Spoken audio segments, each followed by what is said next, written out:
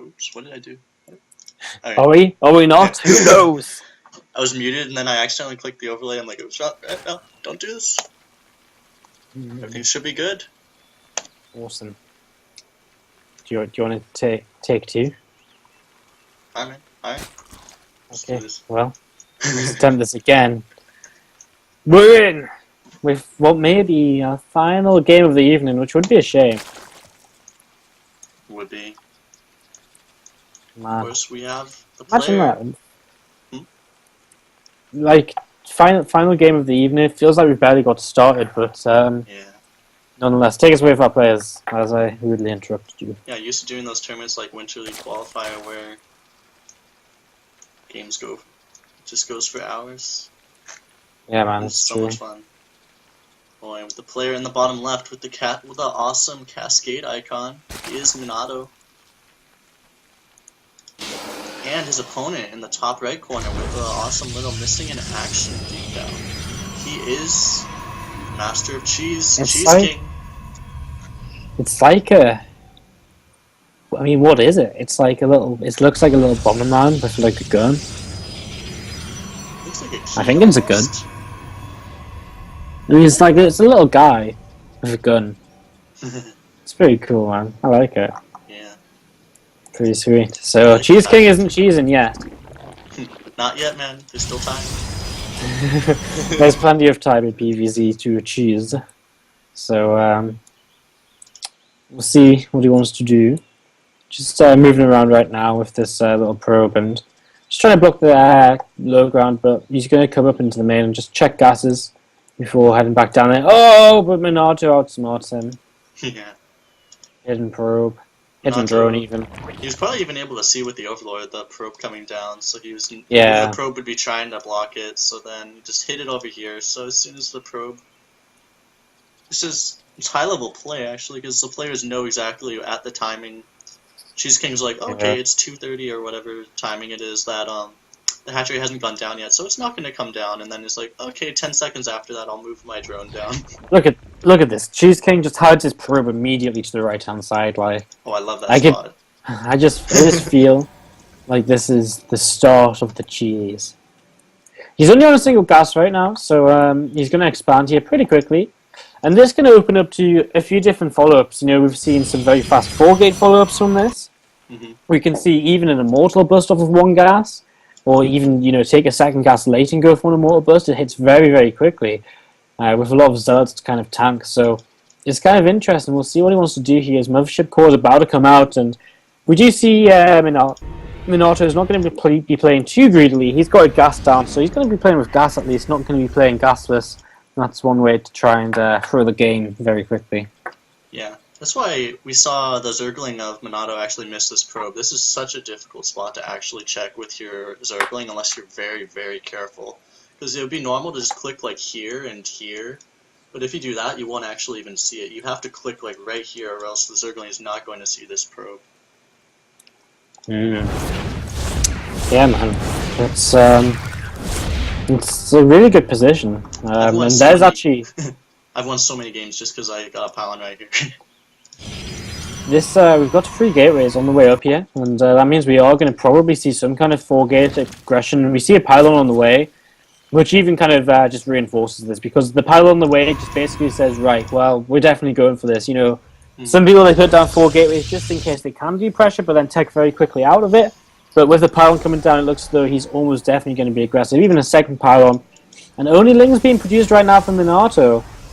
He's a little bit supply block too, which shouldn't hurt him too much. But Ling does spot this probe and the pylon, and now he knows, well, uh-oh. Need to make some more Lings, and that's exactly what he starts doing, but he's supply blocked once again. Yeah, Warp Gate finishing at 6 minutes. That's pretty fast, considering he got a Nexus as well. So he's committing pretty heavily to this. I mean...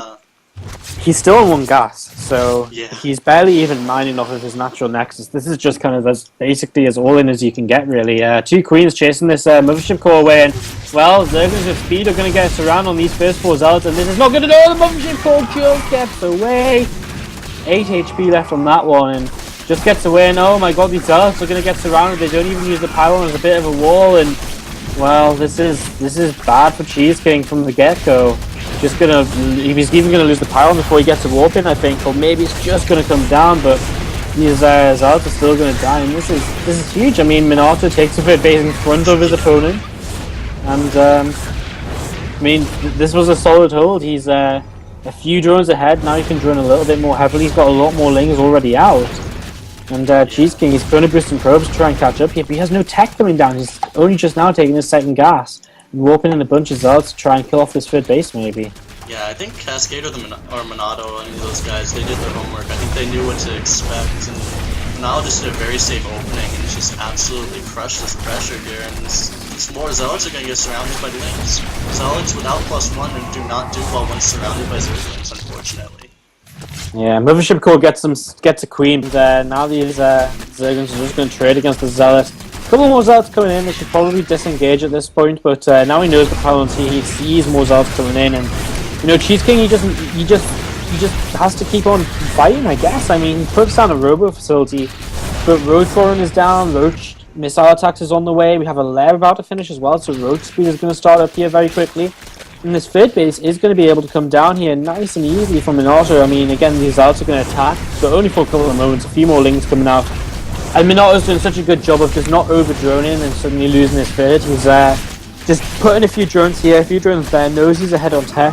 And CheeseKing even starting up a Forge now and some sentries. No Immortal just yet, if he wants to go for an Immortal follow-up.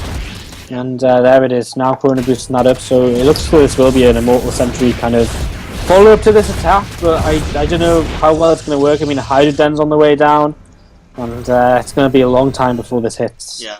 Situation actually looks a little bit better for CheeseKing than it really is, because he was able to catch up economically, of course, in that worker count, but his tech is just so far behind. He's just barely getting his first Immortal to finish right now. So he's going to be able to get a Century Immortal push out of this, but it's going to be... Well, I mean, he didn't start... Minato's going to have so much stuff. He didn't start his Forge upgrade for so long as well. I wonder if he even is going to go for a push. I mean, he's Chrono Boosting the Immortals, but that he's actually putting down a Robo Bay. Okay, so that's because he's going for what, like a 2 Immortal, 2 Colossi push or something like that? I would have to imagine, yeah. He could take a third base, I suppose, if he wants to, but... I think you're just giving yourself a slow death if you do that, so... Yeah, I mean, he's definitely playing from behind here, and Hydras are already on the way out, and once Hydras come out, you know, Minato can just move across the map very, very quickly. +1's just finished as well as Groove Spine's on the way, and he can start putting on pressure before Colossi is more or less even started here. So this is a big issue for CheeseKing, the fact that, you know, so many Hydras are on the way out, and this Sling Hydra composition is so strong, +2 on the way. 3 bases now mining for Minato, 6 drones are up, and he's just in full flow of his macro this game right now. This is why it can actually be really difficult, is, yeah, CheeseKing might actually be in a point where he's going to have difficulty holding his natural against this Hydraless pressure, which is just a horrible position to be in.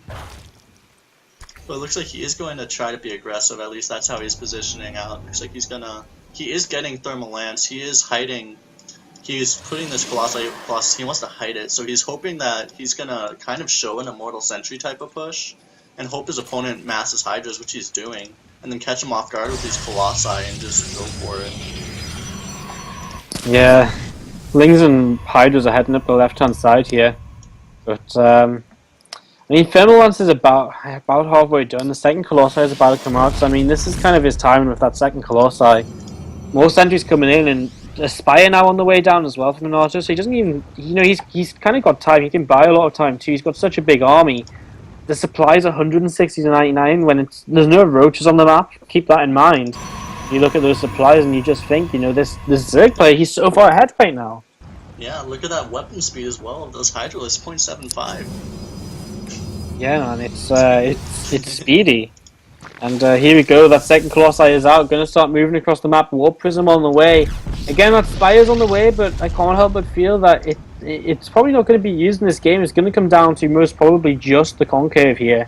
And, you know, Ling Hydra, it will get eaten up very quickly by Colossi, but the sheer number of it is just slightly disgusting. Look at this surround he's aiming to get. He's going to come in from pretty much all angles for this attack, and catching a Stalker from behind too. Force Field's coming down a bit preemptively here.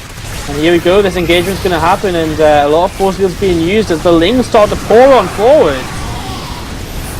the Zerg doesn't even need to trade well. He just needs to trade it all, and he's still trading incredibly well. So many senses are going down because there's no way for now there's a way for him to reinforce, but he's lost almost everything already.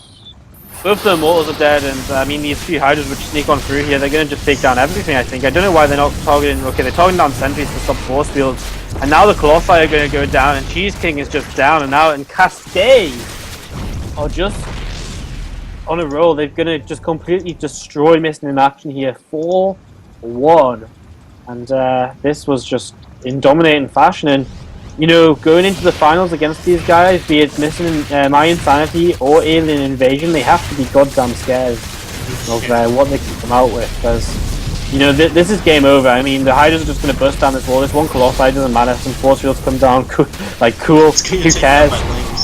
Yeah, the Colossi goes down to Lings. The Robo is empowered, and CheeseKing, he's lost this here, Missing in Action, out of the SC2ITL for Season 1. Cascade are our first finalists of the Team League.